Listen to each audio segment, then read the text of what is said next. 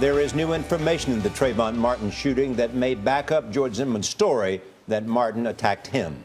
CBS News has confirmed court papers have been filed showing the man accused of murdering the Florida teen was treated a day later for a broken nose and cuts to his head. CBS News legal analyst Jack Ford is here. So what do we make of this story and what impact does it have? It's important for the defense. Now, it doesn't end the case. All right, it's not the magic bullet that'll make the prosecution say, you know what, never mind, this case is over, everybody go home.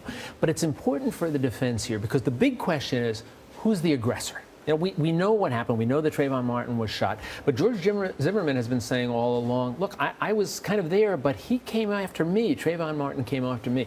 This now allows the defense to show up in the courtroom, let George Zimmerman tell a story, and bring in a medical expert that says, black and blue under the eyes, broken nose, cut on the back of the head, and the defense can argue that's consistent with George Zimmerman being attacked by Trayvon Martin, and then the stand your ground defense comes into play. So that's consistent with being attacked, but is there any way to show who may have started this? That's always going to be the big question in this. Erica, who's the aggressor? This is what all this case is all about. Now, here's what you're going to get. I'm sure the prosecution is going to say, hey, you know what this shows? This shows that Trayvon Martin was fighting for his life because he was attacked by George Zimmerman here. And the defense is going to say that's not so at all, and we've got the medical testimony to show it.